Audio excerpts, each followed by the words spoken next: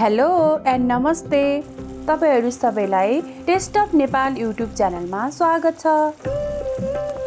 अहिले अमलाको सिजन भएकोले र अमला स्वास्थ्यको लागि अत्यन्त लाभदायक हुन्छ। भिटामिन सी को भरपूर स्रोत, पाचन सुधार्ने, रोग प्रतिरोधात्मक क्षमता बढाउने, साथै छाला र कपाललाई स्वस्थ राख्छ।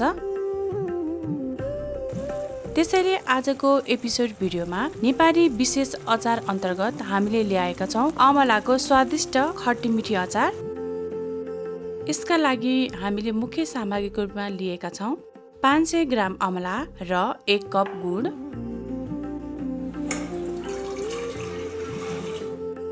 सुरुमा हामीले अमलालाई उसिन्नु पर्छ।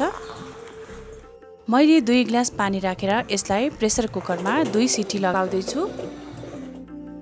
यहाँहरूले चाहनुहुन्छ भने सिटी नलगाइकन 8 देखि 10 मिनेट सामान्य रूपमा पनि उसिन्न सक्नुहुनेछ।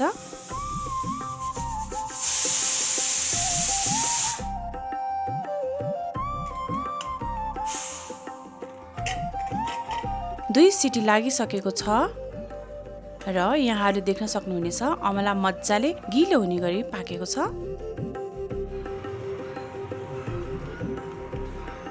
यो उसिनिसकेपछि पानीलाई नफ्याक्नु होला। यसलाई हामी यही अचार बनाउनको लागि प्रयोग गर्न सक्छौं।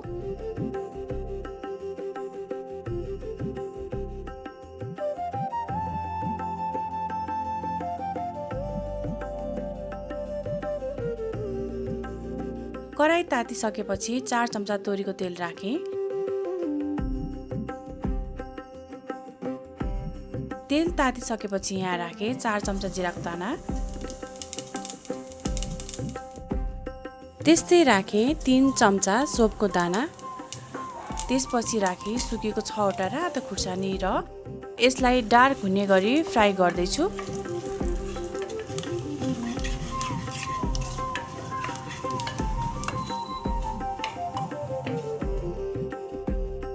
यतिको फ्राई भएपछि अब यसमा राखेँ उसिनेको अमला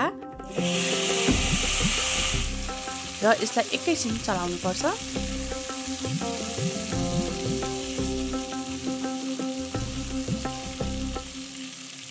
अब राखेँ स्वादअनुसार नुन, 1 चम्चा बेसार,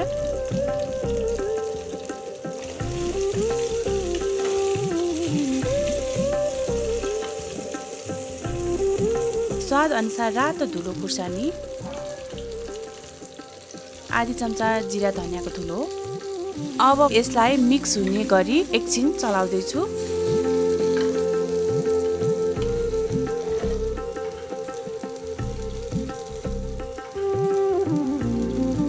यतिको फ्राई भएपछि अब राखेँ आधी चम्चा पिरे नुन, आधी चम्चा हिङको धुलो। यसलाई फेरि मिक्स हुने गरी एकैछिन चलाउँदै छु।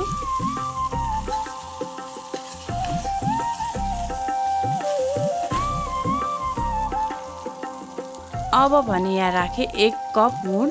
यहाँहरूले गुडको सट्टा चिनीको प्रयोग पनि गर्न सक्नुहुनेछ।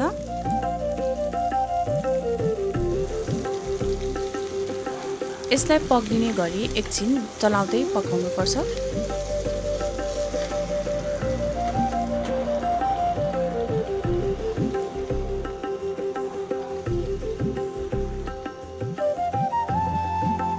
यसमा राखेँ हामीले सुरुमा उसिनेको अमलाको पानी।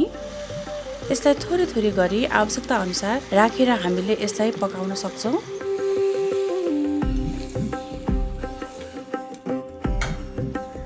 अब यसलाई मिडियम फ्लेममा करिब 10 मिनेट छोप्दै चलाउँदै पकाउनु पर्छ। यसरी छोप्दै पकाउँदा मसलाहरू अमलाभित्र मज्जाले जान पाउँछ र अमलाको खट्टी-मिठी अचार एकदमै स्वादिलो बन्छ।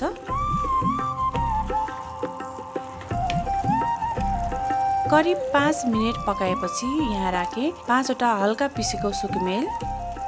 त्यस्तै राखेँ 1 चम्चा कलौची अथवा कालो जिरा। यसलाई तपाईहरुले सुरुमा नै तेलमा पनि फुराउन सक्नुहुनेछ।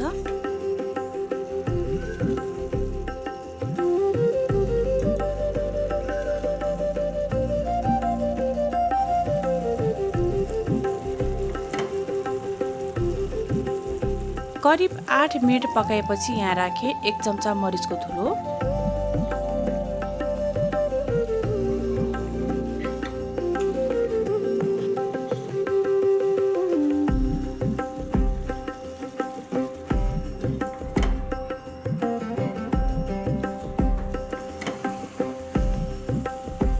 10 मिनेट पकाएपछि यो हल्का सुक्खा पनि भएको छ र अमलाको खट्टीमिठी अचार खानको लागि तयार भएको छ।